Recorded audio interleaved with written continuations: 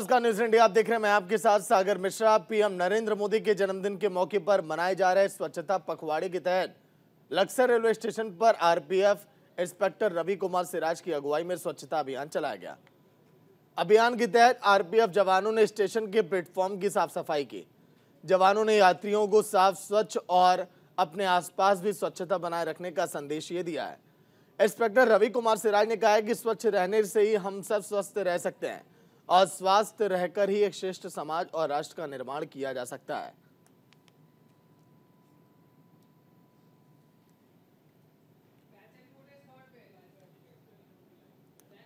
लक्सर की तस्वीर जहां पर स्वच्छता अभियान के तहत साफ सफाई का कार्यक्रम वहां पर चलाया गया।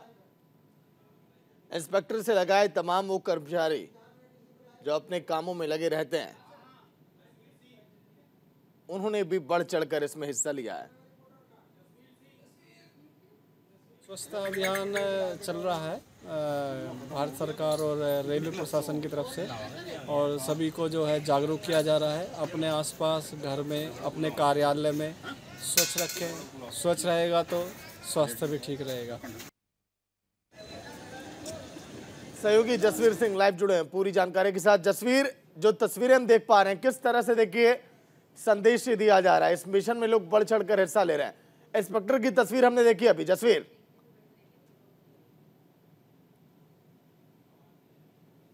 पूरे हरिद्वार में, यानी वैसे तो पूरे भारत में आज ये एक उसके रूप में मनाया जा रहा है। एक तरह से राष्ट्रपिता महात्मा गांधी को श्रद्धांजलि भी है उनके जन्मदिन से एक दिन पहले, और इसे सेवा सप्ताह के रूप में ये पिछले 15 सितंबर से लेकर के 2 अक्टूबर तक का एक अभियान था जो पूरे देश में चला जा रहा था जगह जगह। आज सवेरे से ही जैसे रेलवे स्टेशन पर आरपीएफ द्वारा अभियान चला गया, ऐसे ही तहसील परिसर में एसडीएम गोपाल सिंह चौहान द्वारा अभियान चला गया, और नगर पालिका साथ में जो चिकित्सा से जुड़े लोग हैं वो भी साथ में रहे, क्योंकि लोगों को अवेयर भी किया जा रहा कि भाई अगर स्वच्छता बनी रहेगी तो वो स्वस्थ रहेंगे, और स्वस्थ व्यक्ति ही स्वस्थ राष्ट्र का, स्वस्थ समाज का निर्माण कर सकता है। ये संदेश भी दे रहे हैं। आपने ये भी देखा होगा तस्वीरों में कि खुद अधिकारी आज फील्ड में उतर करके यानी नालियों की सफाई कर रहे हैं, तो कोई झाड़ू हाथ में लेकर के लगातार सफाई अभियान चला जा रहा है।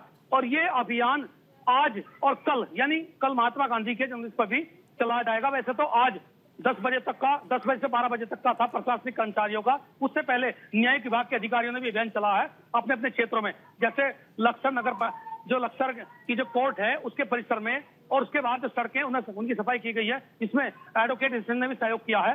तो इस तरह से ये पूरा अभियान चला जा रहा है, और ये जरूरी भी है। आपने देखा भी होगा कि जिस तरह से अब डेंगू, मलेरिया जैसे संक्रामक रोग फैल रहे हैं, तो उनसे निपटने के लिए स्वच्छता जरूरी है। सबसे पहला, दवाई बाद में काम करती है, पहले अपने आसपास स्वच्छता रखना जरूरी है। ये संदेश हमेशा से अधिकारी देते आ रहे हैं, और अब ये एक तरह से अभियान यानी कि जनजागरण अभियान के रूप में भी से लोग ले रहे हैं। एक देखा जाए तो इसे जन आंदोलन के रूप में सरकार लेना चाहती है, ताकि भविष्य में बीमारियों पर पूरी तरह से प्रहार किया जा सके और एक स्वस्थ समाज का निर्माण किया जा सके। लेकिन जसवीर, आपने देखा होगा जब से तस्वीरें बदली हैं देश की, पीएम नरेंद्र मोदी जब से सत्ता में आए उन्होंने संदेश दिया, उसके बाद आपने कई नेताओं से बात की। लक्सर की तस्वीरें भी आप लगातार देख रहे हैं। पिछले 5-6 सालों से पूरे उत्तराखंड में किस तरह से सफाई पर लोगों ने जोर दिया, किस तरह से इस मिशन में हिस्सा लिया, और आज उसी का प्रमाण है कि पूरे देश की तस्वीरें बदल गई हैं। क्यों जसवीर? बिल्कुल सही कहा आपने, तस्वीरें बदली हैं, देश बदल रहा है, और ये अभियान जब से पीएम नरेंद्र मोदी द्वारा शुरुआत की गई थी तब से इसका असर लगातार दिखाई दे रहा। अब तो यदि देखा जाए चरम पर, यानी अभियान जो है अपने चरम पर पहुंच गया है। अब आम आदमी से जुड़ गया है, गांव-गांव स्तर पर ग्राम प्रधान, पंचायत प्रतिनिधियों द्वारा अभियान चलाया जा रहा। तो ये कहा जा सकता है कि बड़े शहर से, मेट्रो शहर से लेकर के अंतिम गाँव तक ये अभियान चला जा रहा, जिसमें बढ़ चढ़ करके लोग हिस्सा ले रहे हैं, अपने घरों के सामने सफाई कर रहे हैं। और इसी तरह से जो वेंटिलेटर यानी कि जो वॉलंटियर हैं, समाज सेवी लोग हैं, वो भी लगातार लोगों को इसी तरह पहले से अवेयर कर रहे थे कि खासकर कम से कम एक दिन तो ऐसा निकालें जिसमें सब लोग एकत्र होकर के अपने पूरे इलाके की सफाई करें। जिस तरह से आज सवेरे से ही 8 बजे से अभियान शुरू हो गया था और 12 बजे तक ये अभियान जारी रहेगा, तो ये कहीं ना कहीं एक बड़ा संदेश पूरी दुनिया में जाएगा। देश में तो है ही है, लेकिन दुनिया भी देख रही है भारत की बदलती तस्वीर को। जिस तरह से प्रधानमंत्री ने तस्वीर बदली है, लोगों में इसका सीधा सीधा असर दिखाई दे रहा है। तो ये एक नया, मतलब ये कहा जा सकता है कि एक स्वच्छ भारत का निर्माण आहिस्ता आहिस्ता हो रहा है। लेकिन जसवीर, इस मिशन को लेकर आम लोगों की क्या राय है? जब आपने लोगों से पूछा होगा, बातचीत की होगी पिछले इन कुछ दिनों में, कुछ सालों में, और आज की तस्वीरों को लेकर, तो क्या कुछ बोला है लोगों ने? देखिए, पहले जब लोगों से बात करते थे, लोग कहते थे कि ये काम तो सफाई कर्मचारियों का है, ये वो भले नगर पालिका क्षेत्र में है या फिर ग्राम पंचायत क्षेत्र में। लेकिन अब चीजें बदल गई हैं। अब लोग क्या कर रहे हैं कि अपने घर का कूड़ा भी एक जगह कूड़ेदान में या फिर जो डस्टबिन उसमें इकट्ठा करते हैं, जैसे गाड़ियां आती हैं उसमें डालते हैं। तो एक इसकी पहल हुई है। इसके साथ ही लोग अब खुद बढ़ चढ़ करके, यानी एक उत्साह के साथ में सफाई अभियान में जुटे हैं और ये कह रहे हैं कि अगर हम स्वस्थ रहेंगे तो हमारी आने वाली पीढ़ी स्वस्थ रहेगी, हमारा देश स्वस्थ रहेगा, हमारा पूरा समाज स्वस्थ रहेगा। तो इसका असर कहीं ना कहीं अब मतलब खासो आम में दिखाई दे रहा, जो जरूरी भी था। सागर, चलिए, शुक्रिया जसवीर पूरी जानकारी के लिए। वहीं देहरादून से फिलहाल इस वक्त की बड़ी खबर आ रही है। मंडुआ खरीदी नीति को मिली मंजूरी। 3,846 रुपए प्रति क्विंटल तय किया गया रेट। 268 रुपए दाम में इजाफा किया गया। 10,000 मीट्रिक टन खरीदी का है लक्ष्य। यहाँ पर मंडुआ खरीदी नीति को मंजूरी दी गई है, जिसके तहत मंडुआ की कीमत 3,846 रुपए प्रति क्विंटल निर्धारित की गई। 113 केंद्रों के माध्यम से मंडुआ की यहाँ पर होगी। वहीं एमएसपी में पिछले साल की तुलना में 268 रुपए दाम में इजाफा किया गया है। इस साल मंडुआ खरीदी का लक्ष्य 10,000 मीट्रिक टन रखा गया है।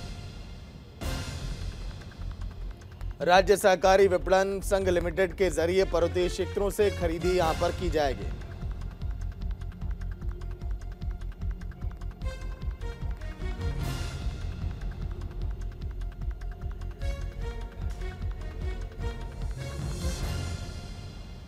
तो बड़ी खबर देहरादून से।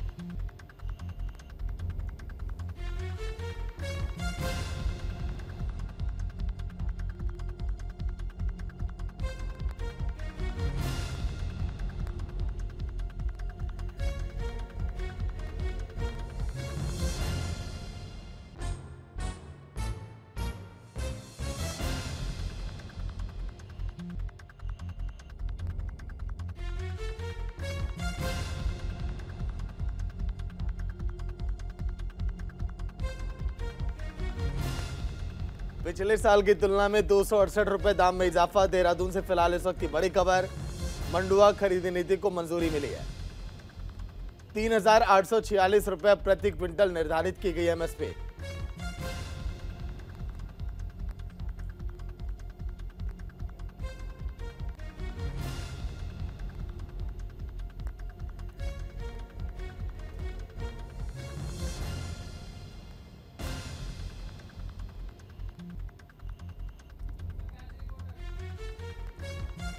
तो चलिए, मंडुआ खरीद नीति के बारे में एक बार इतिहास भी आपको बताते हैं। कुछ देर में सहयोगी जो कि पूरी जानकारी आप तक पहुंचाएंगे। अनुज अवस्थी पूरी जानकारी के साथ फोन लाइन पर। अनुज, मंडुआ खरीद नीति को मंजूरी मिली है, जिस तरह से इजाफा हुआ दामों में, पूरी अपडेट और जानकारी इस खबर को लेकर। अनुज जी बिल्कुल सागर, जिस तरीके से राज्य सरकार ने मंडुआ खरीद नीति को मंजूरी मिली है, क्योंकि अगर बात करें पूरे उत्तराखंड की, तो मंडुआ एक ऐसी चीज है क्योंकि यहाँ का जो लोकल उत्पाद है वो मंडुआ कहलाता है। और ये अगर बात करें पूर्व मुख्यमंत्री हरीश रावत की भी अगर बात करें, पूर्व मुख्यमंत्री त्रिवेंद्र सिंह रावत की भी अगर बात करें, और मौजूदा मुख्यमंत्री की भी अगर बात करें, तो मंडुए की जो खेती होती है उसको बढ़ावा देने के लिए राज्य सरकारें लगातार आगे आ रही हैं। देश से ही नहीं, विदेश तक की मंडुए की खरीद फरोख्त जाए, इसको लेकर के राज्य सरकार लगातार नीति भी बना रही है। अब इसको लेकर के प्रदेश सरकार ने नीति बनाई है। अगर आपको बता दें सागर, 3,846 रुपए प्रति क्विंटल इसकी जो एमएसपी है वो निर्धारित करी गई है, क्योंकि पिछले साल की तुलना में 268 रुपए अधिक मूल्य इसका बताया गया है। साथ ही साथ अगर बात करें 10,000 मीट्रिक टन रखा गया है, क्योंकि मंडुए की जो खरीद का जो लक्ष्य है वो 10,000 मीट्रिक टन रखा गया है। अगर बात करें राज्य सहकारी विपणन संघ लिमिटेड के जो 113 केंद्र है, इनके माध्यम से इसकी खरीदारी होगी। साथ ही साथ अगर बात करें जो पर्वतीय क्षेत्र है, वहां पे जहां मंडुए की खेती की जाती है, वहां से इसकी खरीदारी हो सकती है, क्योंकि मंडुए से कई प्रकार, उत्तराखंड में जो लोकल की जो महिलाएं हैं उन्होंने मंडुए से कई ऐसी चीजें बनाई, क्योंकि मंडुए के बिस्किट भी बनते हैं, मंडुए के मोमोज भी बनाए जाते हैं। मंडुए से जो कई ऐसी विभिन्न प्रकार की जो खाद्य पदार्थ की वस्तुएं हैं उनका निर्माण किया जाता है। साथ ही साथ मंडुआ एक ऐसी चीज है क्योंकि अगर हम बात करें जिस तरीके से गेहूं की रोटी बनाई जाती है उसी प्रकार से मंडुए की भी रोटी बनाई जाती है। तो राज्य सरकार ने एक बड़ी नीति की मंजूरी दी है क्योंकि मंडुआ अब पूरे प्रदेश ही नहीं देश या विश्व तक मंडुआ विश्व प्रसिद्ध हो रहा है, चाहे वो पूर्व मुख्यमंत्रियों के सोशल मीडिया प्लेटफॉर्म के माध्यम से हो या अब तत्कालीन मुख्यमंत्री पुष्कर सिंह धामी के माध्यम से हो। जी सागर। लेकिन अनुज, कौन कौन से जो 113 केंद्र है, कहां कहां पर किस इलाके में बनाए हुए हैं, कैसे इससे लोगों को फायदा मिलेगा, एक बार इस बारे में भी बताइएगा अनुज। जी बिल्कुल, जिस तरीके से राज्य सहकारी विपणन संघ लिमिटेड ने 113 जो केंद्र बनाए हैं वो 113 केंद्र अगर बात करें राजधानी देहरादून की, अगर बात करें हरिद्वार की, अगर बात करें कुमाऊं क्षेत्र में नैनीताल की, अगर बात करें उत्तरकाशी की, अगर बात करें बागेश्वर की, अगर बात करें पिथौरागढ़ की, अगर बात करें तो इन सभी जगहों पे लगभग पहाड़ के जितने भी जो जिले हैं, जो 9 जिले कहे जाते हैं, 10 जिले पहाड़ के जिलों में ज्यादातर ये केंद्र बनाए गए हैं और इन केंद्रों से ही जो खरीदारी होनी है वो खरीदारी इन केंद्रों से ही मंडुए की होगी। और जो लक्ष्य इसका रखा गया है, दर्शकों को भी बता दूं, जो इसका लक्ष्य रखा गया वो 10,000 मीट्रिक टन रखा गया है। ये मुख्यमंत्री पुष्कर सिंह धामी लगातार इस बात को बोल रहे हैं जो यहाँ का क्षेत्रीय अनाज है इसको विश्व प्रसिद्ध किस प्रकार से किया जाए, ये उनकी नीति किस तरीके से आगे बढ़ाई जा सके, इसको लेकर के लगातार राज्य सरकार सक्रिय है। जी चलिए, शुक्रिया अनुज पूरी जानकारी के लिए। वहीं उत्तराखंड के वन मंत्री सुबोध उनियाल ने विधानसभा के सभागार कक्ष में वन विभाग के अधिकारियों के साथ उन्होंने समीक्षा बैठक की है। इस दौरान मंत्री ने कहा कि टेरी स्टेट 1949 में मर्जर एक्ट के तहत भारत में विलीन हुआ था, जिसकी शर्तों का अनुपालन करना हमारी प्राथमिकता है। सुबोध उनियाल ने कहा है कि हाल ही में पूरे नरेंद्रनगर शहर को वन विभाग की भूमि के रूप में दर्शाया गया है, जो कि मर्जर एक्ट के प्रावधानों के विपरीत है।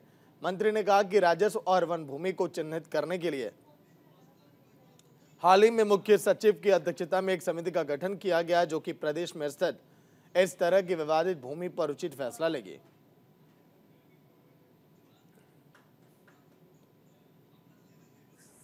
टेरी स्टेट 1949 में भारत में विलीन हुई और मर्जर एक्ट में जो शर्तें थी उन शर्तों का अनुपालन करना वो बाइंडिंग है। उन्हीं शर्तों पर भारत सरकार ने तो शर्तें स्वीकार की थी महाराजा टेरी की और उसके बाद टेरी भारत का अंग बना। अभी हाल में संज्ञान में आया कि पूरा नरेंद्रनगर शहर जो है उसको फॉरेस्ट डिवीजन में दिखाया गया, जबकि मर्जर एग्रीमेंट में बहुत स्पष्ट है कि तकरीबन 323 हेक्टेयर जमीन जो है वो राजा और राजा के प्राइवेट लैंड के अलावा बाकी स्थानीय लोगों को, ये कार्यालयों की जमीन थी। और जिस तरह फॉरेस्ट उसके बाद 1964 में सेटलमेंट हुआ, सेटलमेंट में भी पूरा का पूरा वही जो मर्जर एग्रीमेंट के तहत जो राजस्व भूमि दिखाई गई है वो उसमें दिखी। वहीं उत्तराखंड में लगातार बढ़ते डेंगू के मामलों को देखते हुए शासन प्रशासन लगातार जागरूकता अभियान चला रहा है और इसी कड़ी में ACMO देहरादून ने बताया कि डेंगू मच्छर से बचाव के लिए घर के आसपास पानी को इकट्ठा नहीं होने देना है, क्योंकि इसी से ही मच्छर पनपते हैं। दरअसल ग्रामीण क्षेत्रों में जगह जगह गंदा पानी इकट्ठा होने से ग्रामीणों को डेंगू फैलने का डर सता रहा है। ऐसे में ग्राम पंचायत स्तर पर बड़ी संख्या में लोग वहां पर बीमार हो रहे हैं। साथ ही ACMO देहरादून ने भी ये बताया कि शहरी इलाकों में भी डेंगू को लेकर विभाग अलर्ट मोड पर है और लगातार जगह जगह छिड़काव के साथ फॉगिंग भी वहां पर की जा रही है।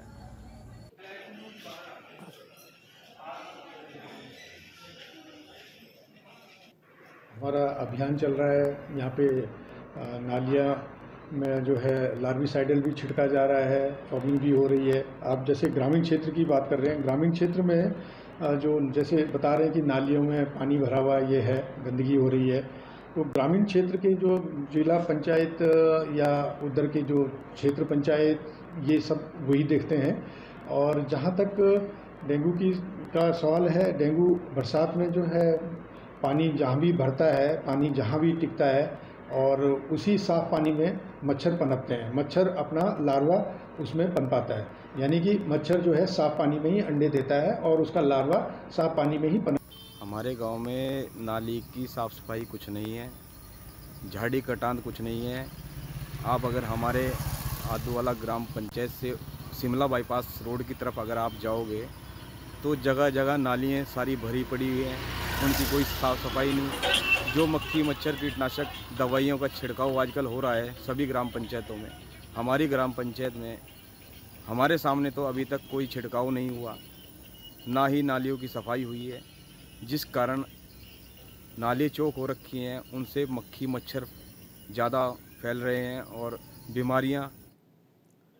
वहीं आज राष्ट्रीय पुरानी पेंशन वाले संयुक्त मोर्चा काला दिवस के रूप में मनाया जा रहा है और इसी को लेकर दिल्ली में आयोजित विशाल रैली में भाग लेने के लिए हरिद्वार देहात से हजारों कर्मचारी मोर्चा के जिला संयोजक मांगेराय मौर्य की अगुवाई में रवाना हुए हैं। वहीं मोर्चा के पदाधिकारियों का कहना है कि यदि सरकार ने मांग नहीं मानी तो एक दिन पूरे भारत का चक्का जाम कर देंगे।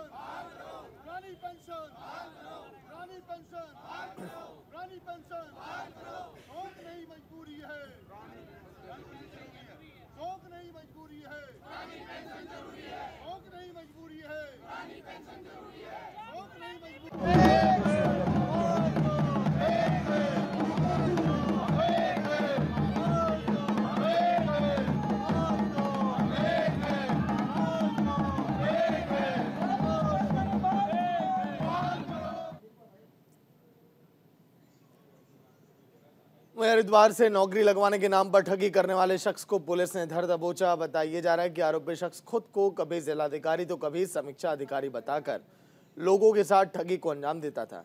आरोपी अब तक करीब 70 लाख से ज्यादा रुपए की ठगी को अंजाम दे चुका है। पीड़ित की शिकायत के बाद रानीपुर कोतवाली पुलिस ने आरोपी को गिरफ्तार कर लिया, सलाखों के पीछे भेज दिया।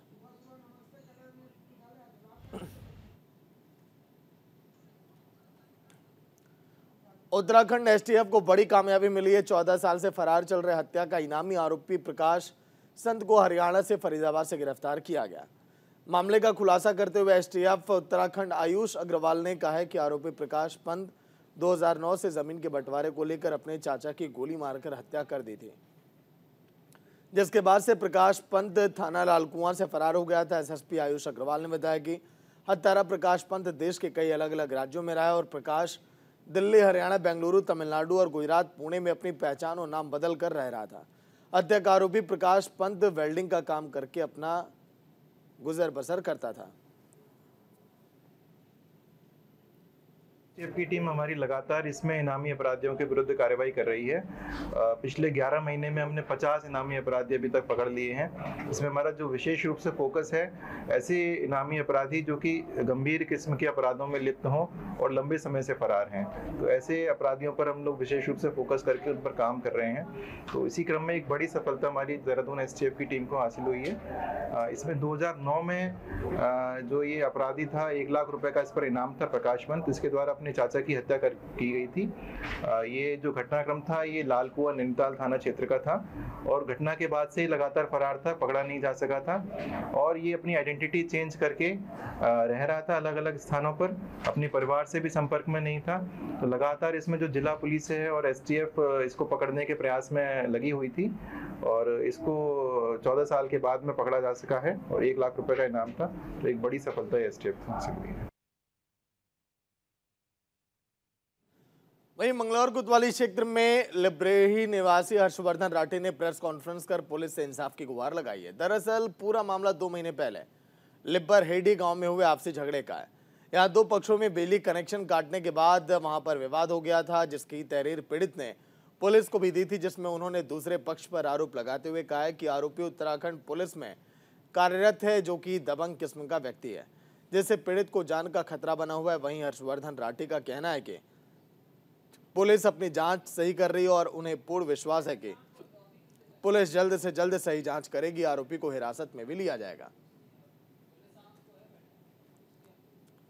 जो राहुल भाई जो ये झगड़ा हुआ था गांव में, ये बिजली का एक ट्रांसफार्मर लगा हुआ है जो ऑन रोड है, बिल्कुल जो गांव में रास्ता जाता है उस पर लगा हुआ है, गेट से थोड़ा अंदर।